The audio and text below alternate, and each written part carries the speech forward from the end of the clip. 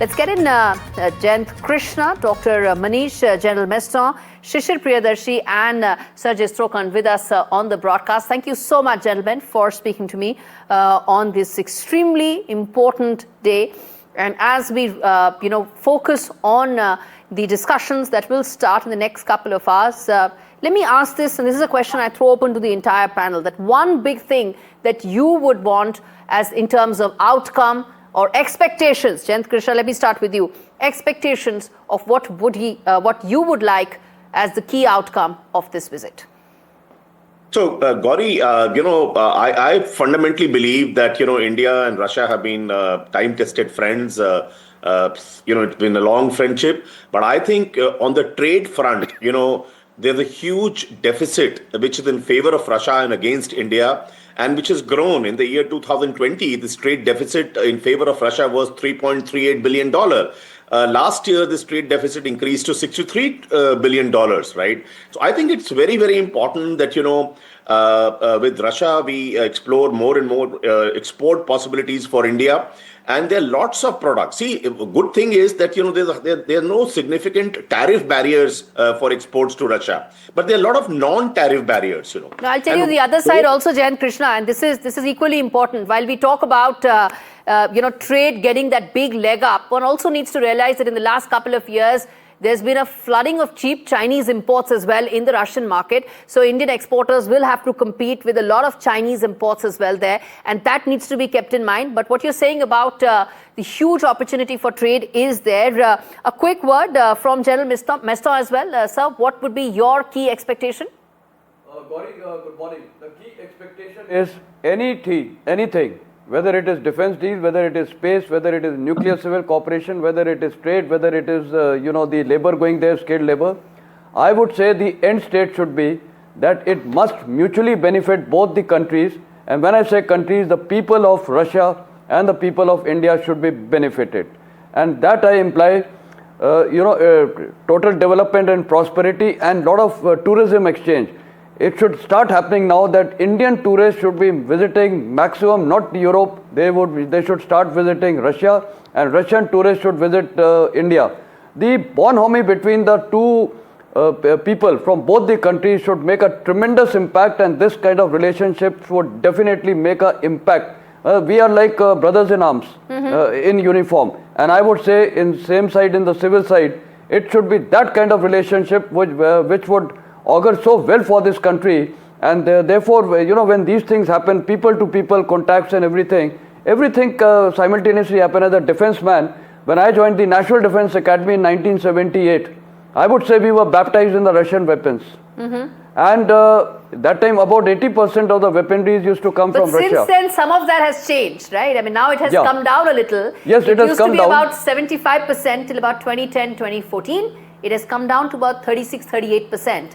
In 2020 to 2024 period. That's the CIPRI data that I'm quoting here. Very true. But the Russian arms, the Russian weaponry is still the most important for Indian military preparedness. Yeah, absolutely. And that's been very reliable, time tested. And, whether it is submarines, whether it is ships, whether it is aircraft carrier, whether it is, the air assets. I've myself flown, of course, being an army man, I was taken for a sortie in Sukhoi. And of course, MiG-25. I really enjoyed the sortie. And of course, in the army, we have the T-90, T-72 tanks, so many weapon systems, BMPs. We have got plethora of things. So the base was made there. And now, of course, India has diversified because we are looking for technology and good arms from everywhere. But yet the fact of the matter is that we have been, 71 war. All the weaponry was from Russia. So that made a solid impact on the outcome of the battle. So we are time-tested friends, and that is what augurs well for both the countries. Time-tested friends, and that friendship getting a fresh leg up with this crucial summit right now. There are larger implications of this. There's a lot of messaging there. The fact that Prime Minister Modi broke protocol, received the president himself, it sends out a message. Every smile, every movement, every body language has a certain meaning to it. Nothing is done without a larger messaging there. And Sergey Strokan, let me ask you that messaging, when you are reading it, from Prime Minister breaking protocol, receiving the President himself, to the kind of pacts and MOUs that are lined up on the table? Thanks for having me. Let me just respond to what Indian's colleague said. I believe that at this particular stage, Indo-Russian cooperation is not limited to trade, is not limited to defense ties, is not limited to oil supplies. This is something more. This is a fundamental thing which is related to the challenges which are faced by the present world. I think that at this particular moment, we see Russia and India showing that they can share global responsibility for the world, which is coming increasingly troublesome. And it is important that at this particular moment, when our trade skyrocketed in recent years, both sides are showing that they can withstand that outside pressure of the powers which trying to do their level best just to somehow scale down in the Russian cooperation and not allow our trade to and political ties to develop. So in addition to that, there's a perception of the global great Indian world, but we Russians also say that there's great Russian world. So what we see today is just those both great Indian world and great Russian world are overlapping, and we see some fundamental similarities in spiritual values. Yesterday, President Putin was talking about God and eternity, and I think that sounded very Indian, very relevant to Hinduism. And also, I think it's highly symbolic that President Putin was given as a present Bhagavad Gita. If we read carefully this crucial part of Mahabharata. Mr. Strokan, you are right about the fact that this relationship is very multi-layered. It's not very, singular in its dimension. It has, and also time-tested across generations. That's the most important part, which is why it has evolved into something that is at so many levels. Dr. Manish, your big expectation, we've spoken about trade, we've spoken about several other aspects, defense being one, but also this comes at the time of the overhang of the tariffs, the punitive tariffs that have been imposed only on India.